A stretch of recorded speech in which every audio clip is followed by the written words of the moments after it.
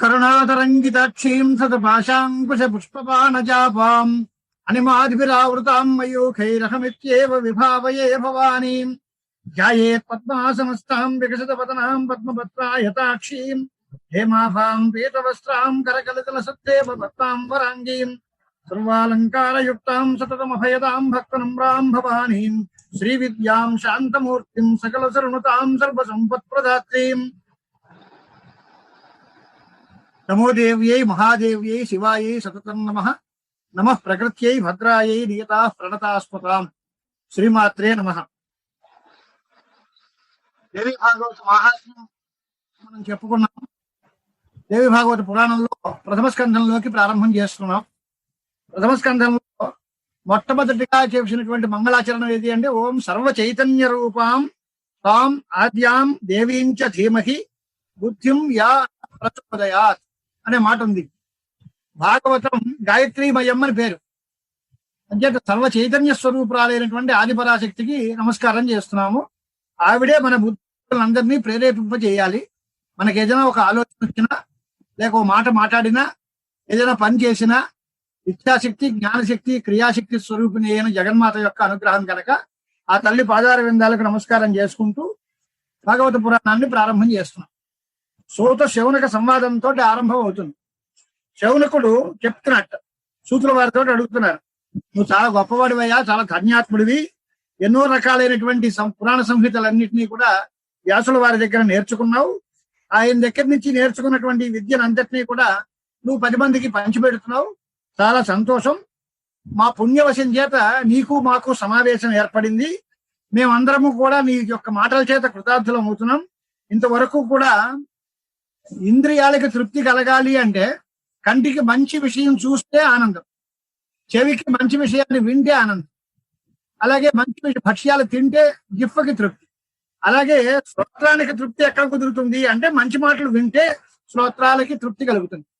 మాట ఏంటి? తథా శ్రోత్రేంద్రియాహ్లాద వచోభి సుధియాం స్మృత. చెడ్డ మాటలు, చాడీలు చెప్పడం వాటి వల్ల చెవులకి ఆనందం కాదు. మంచి సత్పురుషులైనటువంటి వాళ్ళు ఏదైనా మంచి మాట చెబితే దానివల్ల మనందరికీ కూడా తృప్తి కలుగుతుంది. అంచేత ఏదో రకంగా కాలక్షేపం చేయడం అందరూ చేస్తూ ఉంటాం. ఏనకేనా ప్యుపాయేన కాలాతివాహనం స్మృతం వ్యసనైరిక మూర్ఖానాం బుధానాం శాస్త్రచింతనై. కాలం అందరూ గడిపేస్తారు. భగవంతుడు ఇచ్చినటువంటి ఆయుర్దాయాన్ని ఏదో రకంగా గడిపేయడం అనేది అందరూ చేస్తారు. తకమా వాళ్ళందరూ లౌకిక వ్యాపారాల్లో వ్యసనాల్లో మంత్రులై వారి కాలాన్ని వృధా చేస్తారు. సత్పురుషులైనటువంటి వాళ్ళు శాస్త్ర చింతనం చేసి దానివల్ల కాలాన్ని సద్వినియోగం చేసుకుంటారు అన్నాడు. దానిలో శాస్త్రాలు కూడా చాలా రకాలుగా ఉన్నాయి. వేదాంత శాస్త్రం సాత్వికమైన శాస్త్రం, తామసమైనది న్యాయశాస్త్రం, రాజసమైన శాస్త్రం మీమాంసా శాస్త్రం, అలాగే పురాణాలు కూడా సాత్వికం, రాజసం ఇలాంటివన్నీ కూడా ఉన్నాయి. దానిలో భాగవత మహాపురాణం వేదం లాంటిది. తత్ర భాగవతం పుణ్యం పంచమం వేద సంహితం కథితం యత్వయా పూర్వం సర్వరక్షణ సంయుతం అని శ్రీమద్ భాగవతం ఇది విని ఉన్నారు. కాబట్టి భాగవతం అనేటువంటిది వేదంతో సమానమైనది. వేదంలో చెప్పినటువంటి సమస్త ధర్మాలు దానిలో చెప్పబడ్డాయి. కాబట్టి దాని గురించిన ప్రస్తావన నువ్వు చేసావు. దాని వివరంగా మాకు చెప్పయి. విస్తరేణ ఆఖ్యాహి పురాణోత్తమం ఆదరాత్ శ్రోతకామో ద్విజా సర్వే దివ్యం భాగవతం శుభం. మాట అన్నాం, భాగవతము అనే మాట అన్నావు. ఆ భాగవతం యొక్క పరిపూర్ణ స్వరూపాన్ని అంతటి మాకు తెలియజేసి అది ఎలాగా, దానిలో ఉండే కథ అంతా ఏంటి, దాని పరిస్థితి అంతా కూడా మాకు చెప్పవలసింది అనేటువంటి మాట అన్నారు. త్వంతు జానాతి ధర్మజ్ఞ పౌరాణీం సంహితాం కిల కృష్ణోక్తాం గురుభక్తత్వాత్ సమ్యక్ సత్వ గుణోదయ. అంచేత నీవు కృష్ణ భక్తుడివి అంటే పరమాత్మ, కృష్ణ పరమాత్మ ఎంత భక్తుడు అని ఒక అర్థం. కృష్ణుడు అనే మాట వేదవ్యాసుల వారు అని అర్థం కూడా ఉంది. కృష్ణోహి ద్వైపాయన, కృష్ణ ద్వైపాయనుడైనటువంటి వేదవ్యాస మహర్షిని కూడా కృష్ణుడు అంటారు. ఆయన మీద భక్తి ప్రపత్తులు ఉన్నవాడివి కనుక నువ్వు గురు కృప వల్ల సమస్త విద్యల్ని స్వాధీనం చేసుకున్నావు. కాబట్టి ఆ మాటలను మాకు చక్కగా చెప్పు అనేటువంటి ప్రశ్న చేశారు శౌనకుడు.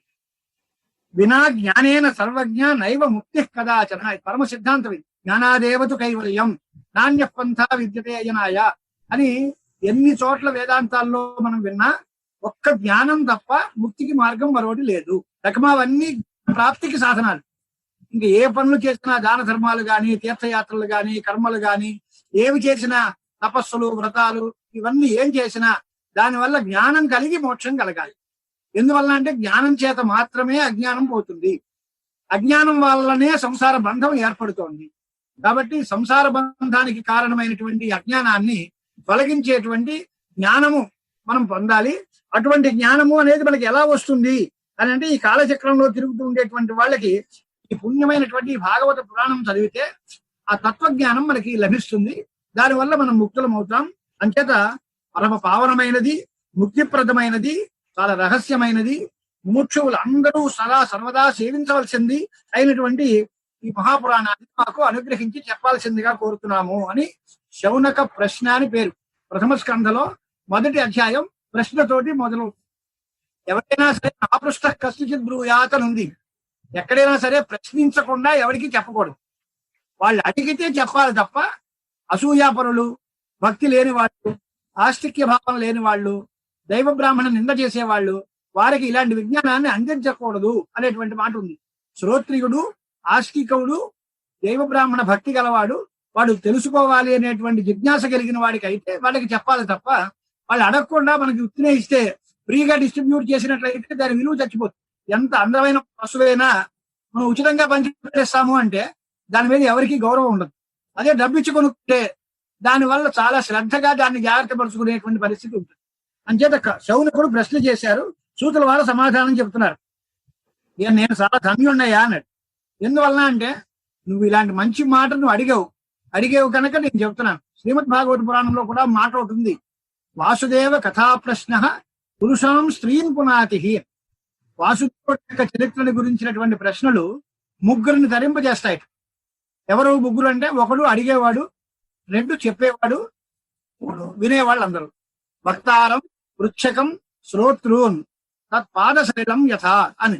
విష్ణుపాదోద్భవమైన గంగ దాన్ని చూసిన వాళ్ళకి పుణ్యాన్ని ఇస్తుంది, దానిలో స్నానం చేసిన వాళ్ళకి పుణ్యాన్ని ఇస్తుంది, దాంట్లో రకరకాలైనటువంటి ఆహారం తీసుకుని దాన్ని తాగినటువంటి వాళ్ళకి తృప్తి కలగజేస్తుంది. అలాగే వాసుదేవ ప్రశ్న, పరమాత్మ యొక్క దివ్యమైనటువంటి కథల గురించినటువంటి ప్రశ్నలు అడిగిన వాళ్ళకి, చెప్పే వాళ్ళకి, వినే వాళ్ళకి అందరికీ కూడా పుణ్యాన్ని ఇస్తాయి. కనుక నువ్వు మంచి మంచి విషయాన్ని అడిగావు, నేను చెబుతున్నాను, నేను ధన్యుణ్ణి, తప్పకుండా చెప్తాను అన్నాడు. ఇక్కడ ఆయనేమో దేవి పాదార విందాలకి పూజ చేసి బ్రహ్మాది దేవతలందరూ కూడా ఏ అమ్మవారిని నిత్యం స్మరిస్తూ ఉంటారో అటువంటి ఆ తల్లి జగన్మాత, ఆవిడనే విద్య అంటాము. సర్వజ్ఞురాలు, ఈ భవబంధాన్ని పోగొట్టేటువంటి సామర్థ్యం కలిగినటువంటిది, అలాంటి దుర్జ్ఞేయమైనటువంటి మనస్తత్వం కలిగినటువంటిది. ఆవిడకే లక్ష్యార్థ లక్షణాగమ్య అని మాటలు త్రిశతినామాల్లో ఉన్నాయి.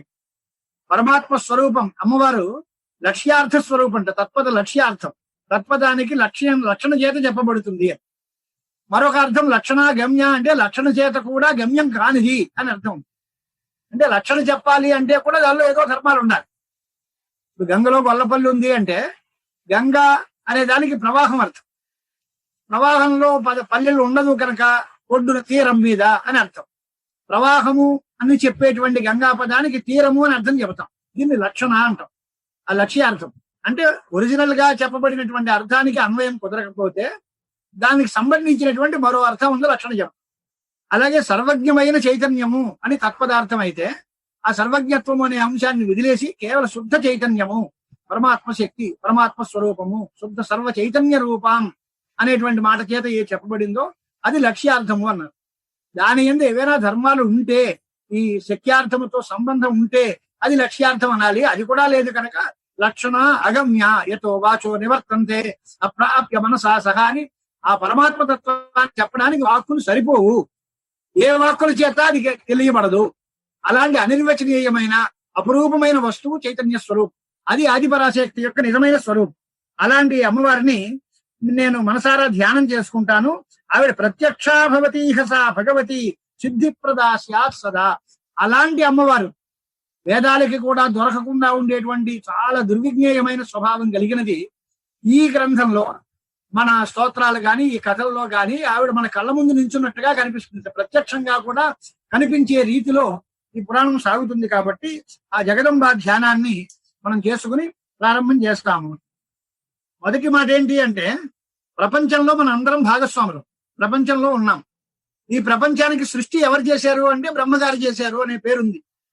విష్ణుమూర్తి రక్షకుడని, సంహారకారుడు రుద్రుడని మనకు ఒక ప్రసిద్ధి. బ్రహ్మ సృజతి అఖిలమేతత్ ఇది ప్రసిద్ధం పౌరాణికైశ్చ కథితం ఖలు వేద విద్భి విష్ణోస్తు నాభికమలే కిల తస్య జన్మ తైరుక్తమేవ సృజతే నహి స్వతంత్ర. బ్రహ్మగారు ఈ ప్రపంచాన్ని అంతటినీ సృష్టి చేశారు అంటున్నారు. సృష్టి చేయడంలో ఆయన అసలు స్వతంత్రుడా? ఆయన పరాధీనుడు కాకుండా ఆయన స్వతంత్రుడు అవుతాడా అని ఒక ప్రశ్న.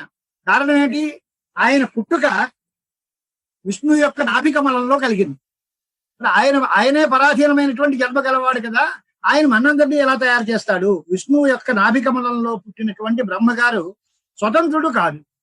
పోనీ విష్ణువు శేషశయనంలో పడుకుని ఉంటాడు, అంచేత ఆయన కూడా పెద్ద స్వతంత్రుడు కాదు. ఆధారతాంకిల గతోత్ర సహస్రమౌళి సంబోధ్యతాంస భగవాన్ హి కథం మురారి. అంటే బ్రహ్మగారికి కారణం మహావిష్ణువు యొక్క నాభికమలం. విష్ణుమూర్తి పడుకున్న దానికి ఆదిశేషువు పైన ఉన్నాడు. ఆ ఆదిశేషువుకి ఆధారం మహాసముద్రం. ఈ సముద్రానికి ఆధారం ఏమిటి? ఇలా లోపలికి వెళ్ళే మాట అయితే ఏకార్ణవస్య సలిలం రసరూపమేవ పాత్రం వినా నహి రసస్థితి రస్తి కశ్చిత్. అంటే క్షీరసాగరంలో ఉన్నాడు ఆయన, పాల సముద్రంలో ఉన్నాడు. పాల సముద్రం ఉంది, దానిలో ఒక ఆదిశేషుడు ఉన్నాడు, దాని మీద మహావిష్ణువు పడుకున్నాడు. ఆయన నాభికమలంలోంచి బ్రహ్మగారు పుట్టారు అని పౌరాణికుల యొక్క కథ కల్పన. నీరు ఎక్కడుంటుంది? ఓ పాత్ర లేకుండా నీరు ఎక్కడ నిలుస్తుంది? నీరు నిలవాలి అంటే దానికి ఆధారమైనటువంటి ఒక పాత్ర కావాలి కదా. మనం గ్లాసు నీళ్ళు చెంబుడు నీళ్ళు అంటాం, అంటే గ్లాసు చెంబో ఏదో ఉంటే నీరు ఉంటుంది. అలాగే ఈ సముద్రం అంతా దేని మీద ఉంది? సముద్రానికి ఆధారం ఏమిటి అనేది కనుక ప్రశ్న చేసినట్లయితే చాలా అంతుపట్టని విషయంగా కనిపిస్తుంది. అది దానికి సమాధానం ఏంటి అంటే యా సర్వభూత విషయే కిల శక్తి రూప తాం సర్వభూత జననీం శరణం గతోస్మి. అలాంటి సముద్రానికి కూడా ఆధారభూతమైనటువంటి ఏ మహాశక్తి అయితే ఉందో ఆ పరాశక్తి స్వరూపానికి నేను నమస్కారం చేస్తున్నాను అని. ఇక తర్వాత మాట ఏం చెప్పారంటే మహావిష్ణువు యోగ నిద్రలో ఉన్నారట. బ్రహ్మగారు వెళ్ళి మహావిష్ణువుని స్తోత్రం చేశారు. యోగ నిద్ర మీలితాక్షం విష్ణుం దృష్ట్వా అంబుజే స్థిత అజహ తుష్ట అవతాం దేవీం అని ఏ బ్రహ్మగారు మహావిష్ణువుని స్తోత్రం చేశారో, ఆ బ్రహ్మ చేసినటువంటి ఏ దేవిని స్తోత్రం చేశారో ఆ దేవికి నేను నమస్కారం చేస్తున్నాను అన్నాడు. ఆవిడ ఎలాంటిది అంటే ఆవిడ సగుణాత్మకురాలు, నిర్గుణ స్వరూపంగా గలది కూడా ఉంది. అలాంటి వాళ్ళని గురించి ఈ పురాణంలో నేను చెబుతున్నాను. అంటే ఏ పరాశక్తిని బ్రహ్మగారు గాని విష్ణుమూర్తి గాని అందరూ ధ్యానం చేస్తూ ఉంటారు.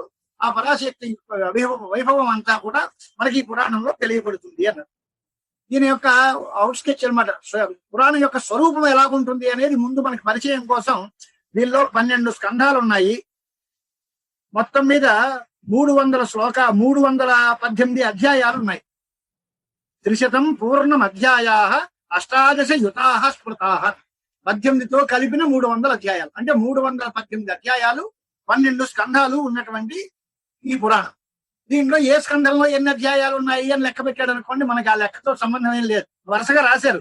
20 ప్రథమే ద్వితీయే ద్వాదశైవ త్రింశచ్చైవ తృతీయే చతుర్థే పంచవింశతికి అని ఇలా ఈ అధ్యాయంలో ఇన్ని అధ్యాయాలు ఉన్నాయి, ఈ స్కంధంలో ఇన్ని అధ్యాయాలు ఉన్నాయి అని చెప్పి మొత్తం 12 స్కంధాల్లోనూ కలిపి 318 అధ్యాయాలు ఉన్నాయి అన్నారు. పురాణము అంటే మాట అర్థం ఏమిటి అని అంటే పురాణము అనే దానికి 5 లక్షణాలు ఉండాలి అని చెప్తారు మన వాళ్ళు శాస్త్రజ్ఞులు. సర్గశ్చ ప్రతిసర్గశ్చ వంశో మన్వంతరాణి చ వంశానుచరితం చేతి పురాణం 5 లక్షణం. పురాణంలో సృష్టి ఉండాలి, ప్రతి సృష్టి ఉండాలి, మన్వంతరాల యొక్క చరిత్ర ఉండాలి, రాజుల యొక్క వంశము యొక్క అనుచరిత్రం అంతా ఉండాలి. అలాంటివన్నీ ఉంటే దానికి పురాణము అని పేరు. పురాణం అనే మాటకి పురాపి నవం అంటే ఎంత ప్రాచీనమైనదో అంత నిత్య నూతనంగా ఉంటుంది. దానిలో చెప్పే విషయాలు ఈనాటి సమాజానికి కూడా ఉపయోగపడేవి, మనం ఆచరించదగినవి, మనకి కూడా ప్రయోజనాన్ని కలిగించేవి ఉంటాయి కనుక పురాపి నవం పురాణం అని పేరు. అలాంటి పురాణం నిర్గుణ యా సదా నిత్య వ్యాపిక వికృత శివ యోగగమ్య అఖిలాధార తురీయ యాచ సంస్థిత అని ఆ అమ్మవారి యొక్క స్వరూపాలు చెప్పి ఆ అమ్మవారి యొక్క వర్ణనలు చేసేటువంటి ఈ మహాపురాణము. దానికి 3 శక్తులు ఉన్నాయి అమ్మవారికి: సాత్విక శక్తి, రాజస శక్తి, తామస శక్తి. వాటికి పేర్లు ఏమిటి అంటే ఆది పరాశక్తికి పేర్లేం లేవు. ఆది పరాశక్తి యొక్క సాత్వికాంశానికి మహాలక్ష్మి అని పేరు. అలాగే రాజస శక్తికి సరస్వతి అని పేరు. ఆ అమ్మవారి యొక్క తామస శక్తికి మహాకాళి అనేటువంటి పేరు. ఆ మూడు శక్తుల యొక్క పూర్తిగా చరిత్రలన్నీ కూడా దీనిలో మేము చెప్తూ ఉంటాము. దేవకార్య సముద్యత అని అమ్మవారికి పేరు.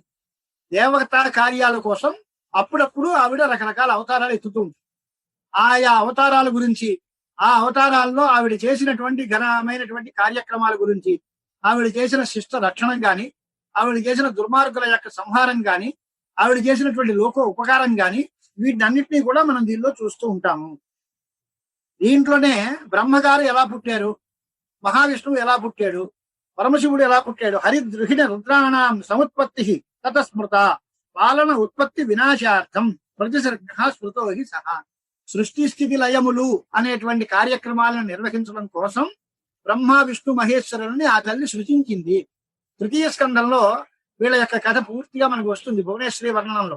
అప్పుడు మనం దాని గురించి ప్రస్తావం పూర్తిగా చేసుకుంటూ ఉంటాం.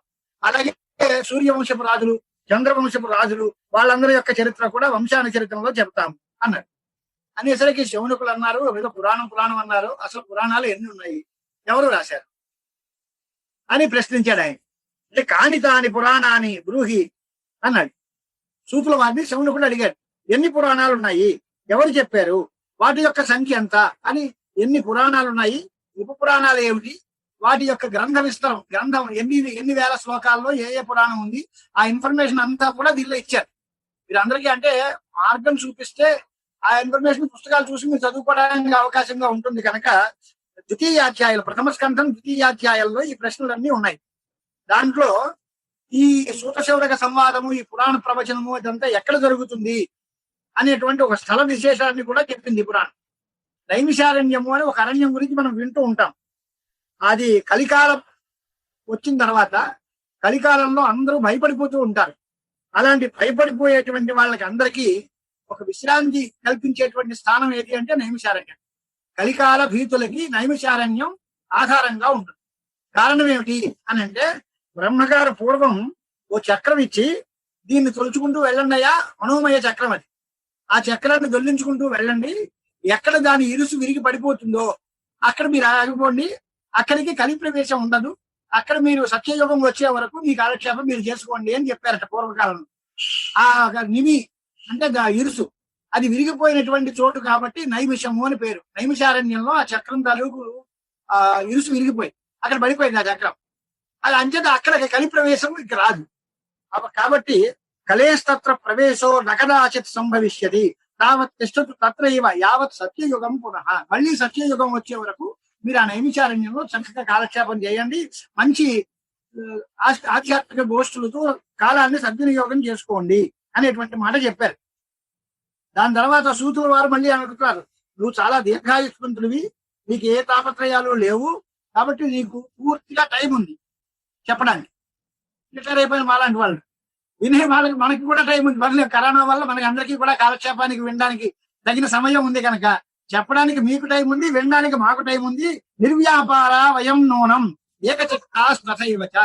మనకి ఏ పని లేదు, దీని మీద భక్తి ఉంది, కాబట్టి మనం ఈ కాలక్షేపం చేద్దాము అనుకున్నారట సూతులు శౌనకులు. అదే పరిస్థితి ఇవాళ మనకు కూడా. వినేవాడికి టైం లేకపోయినా కుదరదు, చెప్పేవాడికి టైం లేకపోయినా కుదరదు. కనుక చెప్పడానికి వినడానికి సమయం దొరికింది. ఇది అమ్మవారి యొక్క అనుగ్రహంగానే మనం భావించాలి తప్ప ఇది మన ప్రయత్నము అంటే అవదు. మన ప్రయత్నం చేసినా ఒకప్పుడు అవదు. ఆ కాలం కలిసి వచ్చినప్పుడు జగదంబ అనుగ్రహం కనుక ఉంటే దానివల్ల ఈ రకమైనటువంటి సమావేశాలు ఏర్పడతాయి. దానికోసం నువ్వు చెప్పవలసింది అని అడిగారు. దానితో ద్వైపాయనేన మునినా కథితం యచ్చ పావనం నా తృప్యామో వయం సోత కథాం శ్రుత్వా మనోరమాం. ఆ కృష్ణద్వైపాయన వేదవ్యాస మహర్షి చెప్పినటువంటి కథని నువ్వు చక్కగా ఆయన శిష్యుడివి కనుక నువ్వు బాగా విన్నావు, విన్నది ఆ చెవిలో వదిలేయకుండా దాన్ని ధారణ చేసావు, కాబట్టి నువ్వు చెప్పే సమర్థుడివి, కాబట్టి నువ్వు చెప్పు, మేము వింటాము అన్నాడు. అని అంటే 3వ అధ్యాయంలో సూతుల వారు చెప్తూ శృణ్వంతు సంప్రవిక్ష్యామి పురాణాన్ని మునీశ్వరాహ అని పురాణాల గురించి అడిగాము కనుక పురాణాల గురించి చెప్తాము అన్నాడు. 18 పురాణాలు, మద్వయం భద్వయం చైవ భ్రత్రయం వచతుష్టయం అనాపలిక కోష్టాన్ని పురాణాన్ని అవతారయాని ఒక సంగ్రహ శ్లోకంగా చెబుతారు. మత్స్యము, మార్కండేయము ఇలాగా మద్వయం అంటే మకారంతో తయారైనవి 2, మద్వయం అంటే భవిష్య పురాణము అలాంటివి 2. అలా చొప్పున లిస్ట్ ఇచ్చారు. వాటికి కూడా ఇది పూర్తిగా చెప్పి ఏ ఏ పురాణాల్లో ఏమేమి ఉంటాయి అనేది కూడా ఇంచుమించులో పూర్తిగా చెప్పారు. మత్స్య పురాణం 14,000 శ్లోకాలు, 9,000 శ్లోకాలు మార్కండేయ పురాణం, 14,500 శ్లోకాలు భవిష్య పురాణం, అలాగే 18,000 శ్లోకాలు భాగవత పురాణం, 10,000 శ్లోకాలు కలిగినది బ్రహ్మ పురాణం, 12,000 శ్లోకాలు కలిగి బ్రహ్మాండ పురాణం, దాని మీద ఇంకో 12,100 శ్లోకాలు, అలాగే 18,000 అధ్యాయ శ్లోకాలు కలిగినది బ్రహ్మవైవర్త పురాణం, 24,000 శ్లోకాలు కలిగినటువంటిది వామన పురాణం, వాయవ్య పురాణం, ఇలాగ వాయు పురాణం, వామన పురాణం, ఇలాంటి పురాణాలన్నీ చెప్పి ఆ పురాణాల్లో ఎన్ని శ్లోకాలు ఉన్నాయి అనేది పూర్తిగా చెప్పుకొచ్చారు. అలాగే 25,000 అగ్ని పురాణం, 50,000 పాత్మం, 55,000 శ్లోకాలు కలిగినది పద్మ పురాణం. అన్నిటికంటే పెద్దది 81,000 స్కాందాఖ్యం, స్కాంద పురాణం. 81,000 అని 101,000 అంటే 1,1000 శ్లోకాలు స్కాంద పురాణంలో ఉన్నాయి. అలాంటివి చాలా గట్టి శ్లోకాలు ఉన్నాయి కనుక పురాణ సంఖ్య చాలా గొప్పది. అలాగే ఉప పురాణాలు అనే పేరుతో కూడా కొన్ని పేర్లు ఉన్నాయి. అవి కూడా సనత్ కుమారం ప్రథమం, నారసింహం తతఃపరం, నారదీయం శివం చైవ, దౌర్వాసస మనుత్తమం, కాపిలం మానవం చైవ, తథా ఔషణ సంస్కృతం, వారుణం కాళికాఖ్యం, సాంబం నందికృతం శుభం, సౌరం పారాశర ప్రోక్తం, ఆదిత్యం చ అచవిస్తరం, మాహేశ్వరం భాగవతం వాసిష్టం చ సవిస్తరం, ఏతాని ఉపపురాణాన్ని అని ఉపపురాణాలు చెప్తారు. ఇవన్నీ ఎవరు రాశారండి అనే ప్రశ్న మిగిలిపోయింది. పురాణాలు అంటే ఏమిటి అనే ప్రశ్నకి సమాధానం వచ్చింది. ఎవరు రాశారు అనేది అంటే కృష్ణద్వైపాయన వేదవ్యాస మహర్షి రాశారు. ఎప్పుడు అని అంటే ప్రతి ద్వాపర యుగంలోనూ ఈ పురాణాలు రాస్తూ ఉంటారు. ద్వాపరే విష్ణు వ్యాసరూపేణ సర్వదా వేదమేకం స బహుధా కురుతే హితకామ్యయా. మహాయుగం అని పేరు. 4 యుగాలు కలిపితే మహాయుగం. కృత, త్రేత, ద్వాపర, కలియుగాలు 4 కలిపితే ఒక మహాయుగం. దాంట్లో వేదాలు మొదటి నుంచి అనాదిగా ఉన్నాయి. ఆ వేదాల్లో ఉండే రహస్యాలన్నిటినీ తీసుకుని ప్రతి ద్వాపర యుగంలోనూ విష్ణుమూర్తే ఒక వ్యాసుడిగా పుట్టి ఈ పురాణ సంహితల్ని మనకి అందిస్తూ ఉంటారు అనేది కథ. దానిలో ఇప్పుడున్న వేద వ్యాసులు ఎన్నో వాడు, ఎంతమంది వ్యాసులు ఉంటారు, ఎన్ని రకాల మహాయుగాలు వెళ్ళాయో ప్రతి ద్వాపరానికి ఓ వ్యాసులు వస్తాయి. అలాగే ఇప్పటికి ఎన్ని యుగాలు అయ్యాయి, ఇప్పుడు ఎన్నో వ్యాసులు ఉన్నాడు అంటే అష్టావింశతితమే వేదవ్యాసే అని 28వ వేదవ్యాసుడు ఇప్పుడు కృష్ణద్వైపాయన వేదవ్యాసుడు.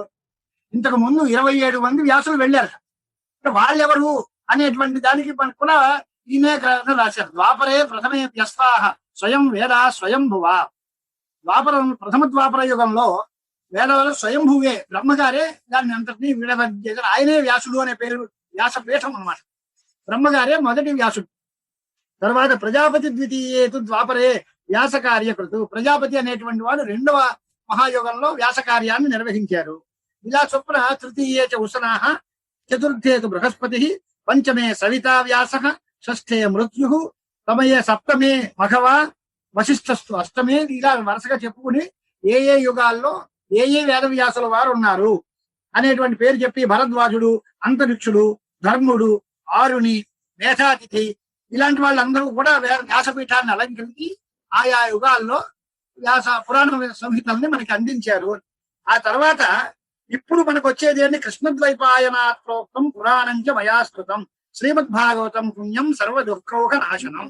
నేను విన్నది ఎవరు అంటే మాకు పాఠం చెప్పినటువంటి వ్యాసుల వారు కృష్ణద్వైపాయనుడు, వేదవ్యాస మహర్షి అనే పేరుతో కృష్ణద్వైపాయనుడు అనేటువంటి ఆ వ్యాసుల వారి దగ్గర నేను విన్నాను. ఇది కోరికలను తీర్చేది, మోక్షాన్ని ప్రసాదించేది, వేదార్థముతో పూర్తిగా నిండి ఉన్నది, సర్వాగమ రసారామం, ముముక్షువులకి అందరికీ కూడా కరదల ఆదరణీయంగా చేతిలో ఉండే ఫలాన్ని ఇప్పించేలాగా అంత అద్భుతమైనటువంటి ఈ మహాపురాణాన్ని నేను వ్యాసుల వారి దగ్గర విన్నాను, అది మీకు చెబుతాను అని దీని పూర్వపీఠికంగా చెప్పారు. ఎవరు వినాలి? వినేవాడి అధికారాలు అంటే వాడు మహాపుణ్యాత్ముడు, ఏదో మంచి జ్ఞానం అంటే వాడికి ఇదంతా అవసరం లేదు. వాడి జ్ఞానం చేత మోక్షం వచ్చేస్తుంది. కానీ అందరినీ అనుగ్రహించడానికి పుట్టింది అన్నారుగా. ఇది పాపీయానపి వేదధర్మ రహిత స్వాచార హీనాశయ వ్యాజేనాపి శృణోతి పరమిదం శ్రీమత్ పురాణోత్తమం భుక్త్వా భోగకలాపమత్ర విపులం దేహావసాదే అచలం యోగి ప్రాప్యం అవాప్నుయాత్ భగవతీ నామాంకితం సుందరం. ఎంత పాపాత్ముడైనా, ఎంత ఆచారహీనుడైనా, ఎంత స్వాచారాలని పట్టించుకోలేకపోయినా శ్రద్ధగా దీన్ని వినాలి అనే దృష్టితో కాకుండా ఏదో క్యాజువల్ గా వ్యాజంతో అందరూ వింటున్నారు మనం వినకపోతే బాగుండదు అని వ్యాజంతో విన్నా సరే దీనివల్ల అనేక రకాలైనటువంటి ప్రయోజనాలు ఉంటాయి. ఐహిక భోగాలు అనుభవించి అంతకాలంలో పరదేవత లోకాన్ని పొందుతారు అనేటువంటి ఫలశ్రుతి చెప్పింది. ఆవిడ వాస్తవంగా ఉండేది నిరాకార నిర్గుణ చైతన్య స్వరూపం. హరి బ్రహ్మాదులకి కూడా అందనటువంటి మహిమ కలిగింది. ఆవిడే మన చిత్తకుహరంలో సదా నివాసం ఉంచుకుని మనందరికీ కూడా ఇది వినాలి అనేటువంటి ఒక ఆలోచనని ప్రసాదిస్తుంది. అంచేత సంప్రాప్య మానుషభవం సకలాంగయుక్తం వేదం భవార్ణవజలోత్తరణాయ కామం సంప్రాప్య వాచకం అహో న శృణోతి మూఢ సహ వంచితోత్ర విధినా సుఖదం పురాణం అని. మనుష్య జన్మ వచ్చింది, చెప్పేవాడు ఉన్నాడు, వినే యోగ్యత మనకు వచ్చింది. ఇప్పుడు కూడా మనం వినకపోతే ఈ జన్మని మనం వృధా చేసుకున్న వాళ్ళం అవుతాము. కాబట్టి అవకాశాన్ని సద్వినియోగం చేసుకోవాలి అనేటువంటిది సూతుల వారు శౌనకుడికి చెప్పినటువంటి మాట. ఇక అసలు కథలోకి వస్తే వ్యాసుల వారికి ఒక మనస్సుకి ఒక పరితాపం కలిగింది. ఆ పరితాపం కలిగినప్పుడు ఆయన చాలా బాధని పొందుతూ ఆయన ఏదో రకంగా నాకేదో సందేహాలు ఉన్నాయి, దీన్నంతటినీ ఏం చేస్తాము, ఎలా చెయ్యాలి అనేటువంటి ఒక ఆలోచనతో ఇంత విజ్ఞాన సంపన్నుడై ఇద్దరిని అనుగ్రహించాలి అనేటువంటి దృష్టితో ఇన్ని ఉపకారాలు చేసిన పెద్ద మనిషికి ఆయన మనస్సుకి శాంతి లేదు అనేటువంటి భావంతో ఆయన కొంత పరితాపానికి లోనయ్యారు. ఆ టైంకి నారదుల వారు వచ్చారు. ఆ వ్యాసుడికి నారదులకి ఉండేటువంటి సంవాదాన్ని ప్రారంభం చేసి పురాణం ప్రారంభం అవుతుంది. అంటే ఆ ట్విస్ట్ మొదట్లోనే కొంచెం మలుపులు, తర్వాత మామూలుగా వెళ్ళిపోతే కథాభాగం అంతా వెళ్ళిపోతుంది. దానికి కథ ప్రారంభం చేస్తూ వారు ఏమన్నారంటే సౌమ్య వ్యాసస్య భార్యాయాం కస్యాం జాతస్తుతస్సుఖ కథం వా కీదృశ ఏన పఠితేయం సుసంహిత. వ్యాసుల వారు అంటారు, వ్యాసుడికి పెళ్ళైనట్టుగా ఎక్కడా మేము వెళ్ళలేదు కదా, ఇంతకీ ఏ భార్యకి శుకుల వారు పుత్రులుగా పుట్టారు, వ్యాసుడు ఎవరిని పెళ్లి చేసుకున్నారు, వ్యాసుడికి ఎటువంటి సంతానం శ్రీశుకుల వారు, ఈ శ్రీశుకుడికి ఆయన చెప్పాడు అప్పుడు నేను కూడా విన్నాను అని నువ్వు అంటున్నావు, వ్యాసుల వారికి శుకుల వారికి సమాగమం ఎలాగా, వ్యాసుడు తండ్రి శుకుడు కుమారుడు అంటున్నారు, ఈ కథ ఎలా కుదురుతుంది, అలాగే వారి దగ్గర ఆయన విన్నాడు అంటున్నావు, అది ఎలా కుదురుతుంది, నాకు సందేహంగా ఉంది. గర్భయోగి పుసుత పూర్వం శుకో నామ మహాతపాహ కథంచ పఠితం తేన పురాణం బహు విస్తరం. ఆ శుకుల వారి చరిత్ర కావాలి, వ్యాసుల వారికి శుకుల వారి దగ్గర చదువుకునే శుకులు శ్రీ వ్యాస మహర్షి దగ్గర చదువుకునే అవకాశం ఎలా వచ్చింది, శుకుల చరిత్ర కావాలి అని ప్రస్తావంగా అడిగాడు. అంటే ఆయన వ్యాసుల వారు చెప్పారు శుకుల వారికి, నేను పక్కన విన్నాను నేను అని మాట సూతుడు అన్నాడు. అసలు వ్యాసుడు శుకుడికి చెప్పడం ఏమిటి, వ్యాసుడు ఎవరు, శుకుడు ఎవరు, వ్యాసుడికి శుకుడికి గల సంబంధం ఏమిటి అని అడిగారు వీళ్ళు ఋషులందరూ. దానికి సమాధానం చెబుతూ సూతుల వారు కథ ప్రారంభం చేశారు. పూర్వకాలంలో సరస్వతీ నదీ తీరంలో సత్యవతీ సూర్యుడైనటువంటి వ్యాసభట్టారకుడు ఒక ఆశ్రమంలో తపస్సు చేసుకుంటూ ఉన్నాడు. ఆ పక్కన చెట్టు మీద రెండు పక్షులు ఓ పిచ్చుకలు లాంటి కలవెంకవు అనే మాట అన్నారు. దానికే చటకవు అని తర్వాత వ్యాఖ్యానంలో కూడా ఉంది. చటకములు అంటే పిచ్చుకలు. ఓ పక్షి జంట ఆ చెట్టు మీద ఉంది. దాన్ని చూశాడు. చూస్తే చాలా మనసుకి ఏదో ఆనందంగా ఉండి ఆ పక్షులు కిలకిలా రావాలు, దాన్ని చూస్తే కొంచెం ఆనందంగా కాసేపు చూడడం ప్రారంభించాడు. చూడడం ప్రారంభిస్తే అవి ఏం చేసింది, జాతమాత్రం శిశుం నీడే ముక్తమండం మనోహరం తామ్రాశ్యం శుభసర్వాంగం విచ్చాంకుర వివర్జితం అని మొదలు చెప్పి ఆ రెండిటికి అప్పుడే గుడ్డు వికసించి ఓ చిన్న పిల్ల పుట్టింది. ఆ పిల్లతోటి వాళ్ళందరూ ఎంతో ప్రేమతో ఆ పిల్లని ఎత్తుకుని పోషించి దానికి అందరికీ అన్ని రకాల సదుపాయాలు చేసి వాళ్ళు ఎంతో రకాలుగా ఆనందాన్ని పొందుతూ దాన్ని నివురుతూ ఆ పిల్లడి యొక్క యోగక్షేమాలు చూస్తూ ఆ తల్లిదండ్రులు ఇద్దరు చాలా మురికిపోతున్నారు. ఇదంతా చూసి ఈ తల్లిదండ్రులకి పుత్రుల మీద ఉండేటువంటి ప్రేమ అంటే ఇలా ఉంటుందన్నమాట. వీక్ష్య ప్రేమ అద్భుతం తత్ర బాలే చటకయోస్పద వ్యాస చింతాతుర కామం మనసా సమచింతయత్. అది చూసేసరికి అయ్యో నాకు పిల్లలు లేరు కదా, ఇలాంటి ఆనందం ఇలాంటి తృప్తి ఆ పక్షులకి కలిగినటువంటి తృప్తి కూడా నాకు లేకపోయింది, నాకు సంతానం లేదు కదా అని మనసులో ఒక నిర్వేదం బాధ కలిగింది. ఆయన పక్షులకి కూడా పుత్ర ప్రేమ అనేది ఉంది, నాకు ఆ యోగ్యత లేదు కదా, దీనిలో ఎంత ఇమేతము చటకూటాస్త వివాహం సుఖ సాధనం విరక్షి సుఖము శాతం దృష్ట్వా వత్వా ముఖం శుభం.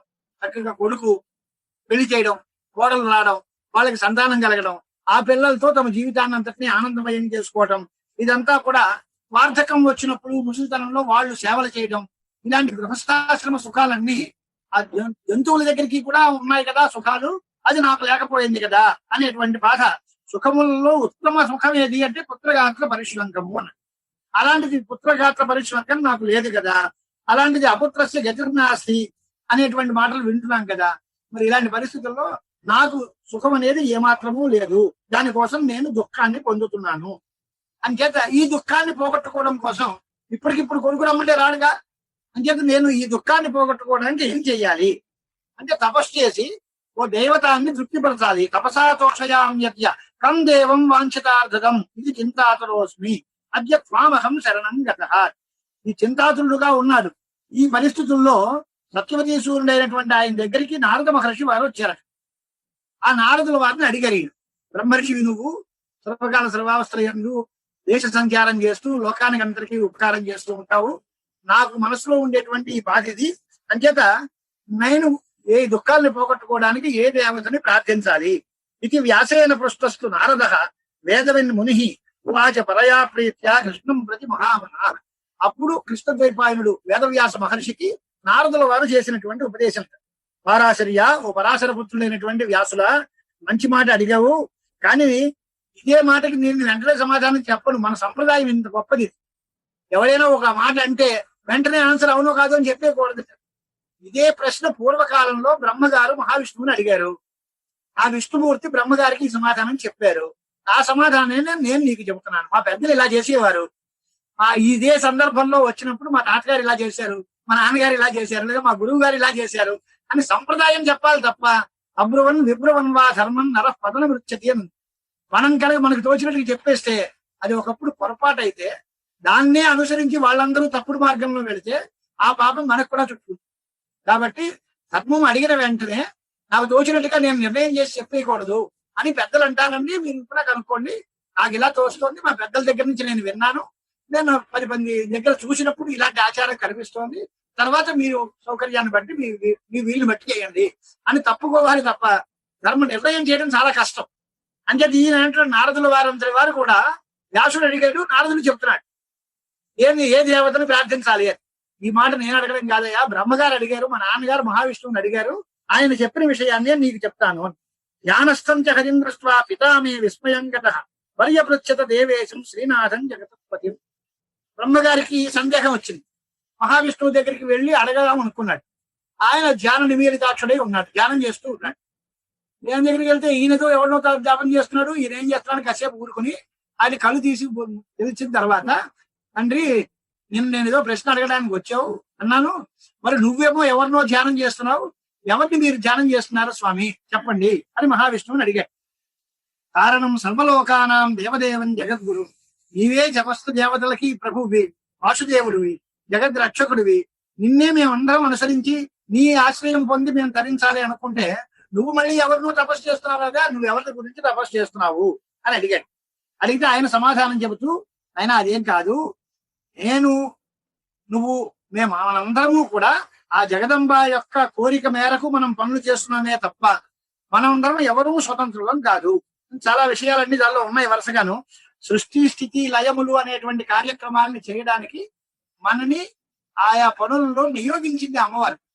నువ్వు సృష్టి చెయ్యి అని నీకు పురమాయించింది, రక్షణ చెయ్యి అనేటువంటి బాధ్యతను నాకు అప్పచెప్పి, సంహారం చెయ్యి అని పరమేశ్వరుడికి అర్పించింది. ఇలాంటి ప్రపంచంలో బ్రహ్మ విష్ణు మహేశ్వరులు ముగ్గురు గొప్పవాళ్ళం, మనం త్రిమూర్తులం అని మనం విరవేయకూడదు. మనందరం ఆ తల్లి యొక్క ఆజ్ఞని పరిపాలించేటువంటి సేవకులం. ఆ తల్లి మనందరినీ కూడా మన ఈ రకమైనటువంటి కార్యక్రమాల్లో నియోగించింది కనుక తదధీనా వయం సర్వే వర్తామహ సతతం విభో. ప్రత్యక్షంగా గాని పరోక్షంగా గాని ఆవిడికి అధీనంగా ఉండి మనం అందరం వ్యవహారం చేయాల్సిన వాళ్ళము అని చెప్పారు. ఎందువల్ల అంటే నేను చాలా కాలం తపస్సు చేస్తున్నాను, ఎందువల్ల ఆవిడ అనుగ్రహం కావడం కోసం.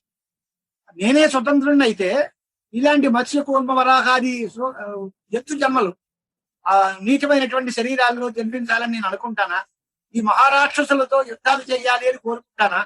స్వాతంత్ర్యమే నాకు ఉంటే, నేను స్వతంత్రుణ్ణే అయితే ఇన్ని అవతారాలు ఎత్తాలని గాని, ఇంతంత గొప్ప గొప్ప రాక్షసులతో సంహారం చేసి వాళ్ళందరితోటి విరోధం పెట్టుకుని వాళ్ళతో యుద్ధాలు చేసి వాళ్ళ చేత గొప్ప దెబ్బలు తిని ఇంత దుఃఖాన్ని నేను పొందాలి అనుకుంటానా?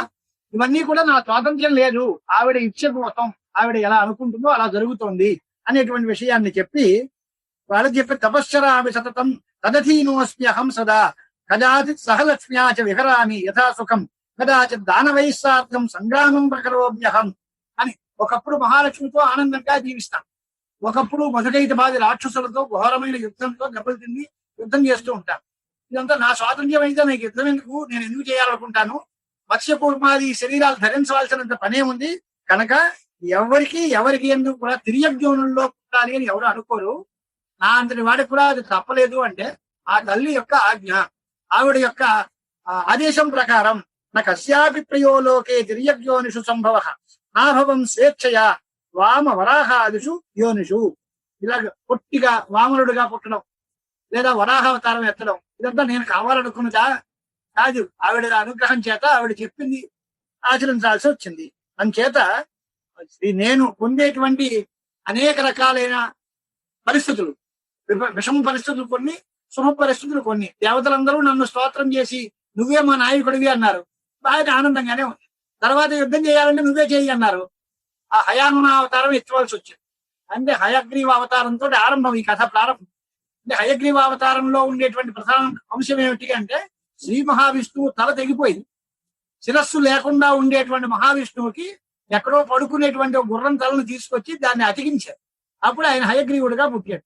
ఇలాంటి పరిస్థితి నాకు వచ్చింది అంటే నేను స్వతంత్రున్నయ్యా, నేను స్వాతంత్ర్యమే ఉంటే నా శిరస్సు పోవాలని శాఖ కిరీట కుండలాలతో శోభించేటువంటి శిరస్సుతో పోయి నేనేదో ఒక గుర్రముఖంతో తయారవ్వాలి అని నేను అనుకుంటానా? అది నాకు ఉండే హయాననోహం పరికీర్తితశ్చ ప్రత్యక్షమేతత్వ లోకకర్త. నేను హయగ్రీవ అవతారాన్ని ఎత్తాల్సి వచ్చింది. ఇది ఎవడైనా కావాలని అనుకుంటానా? చేత మనమందరం ఆ తల్లి అధీనంలో ఉన్నాం. తస్మాత్ నాహం స్వతంత్రోస్మి శక్త్యధీనోస్మి సర్వదా. అది ప్రధానమైన మాట. మనకి గుర్తుపెట్టుకోవాల్సింది ఏంటంటే మహావిష్ణువు అంతటి వారే స్వయంగా ముందు చెప్పిన మాట ఏంటి అంటే నేను స్వతంత్రుడిని కాదు, నేను శక్తికి లోబడి ఉన్నాను. తామేవ శక్తిం సతతం ధ్యాయామి చ నిరంతరం. ఆ శక్తినే నేను ధ్యానం చేస్తున్నాను అని మహావిష్ణువు బ్రహ్మగారికి చెప్పారు, బ్రహ్మ నాకు చెప్పారు. ఇప్పుడు నేను నీకు చెప్తున్నాను అన్న నారదుడు వ్యాసుల వారికి చెప్పారు. అంచేత మహావిష్ణువు బ్రహ్మగారికి చెబితే, బ్రహ్మ నారదుడికి చెబితే, నారదుడు వ్యాసుల వారికి చెప్పారు. ఎవరిని స్తోత్రం చేయాలి అంటే అమ్మవారినే ధ్యానం చేయాలి, అమ్మవారినే శరణు వేడాలి. నారద పరతరం కించిత్ ధ్యానాన్ని కమలోత్సవ అని నారదుల వారు సమాధానం చెప్పారు. దానివల్ల సమాధానం విని ఋషులందరూ అడిగారు. వీళ్ళందరూ ఆయన తర్వాత చేసుకున్నాడు, నా వ్యాసుల వారికి మనస్సుకి పరితాపం పోయి ఆయనకి శాంతి వచ్చింది అని తర్వాత కథలో పెడతారు.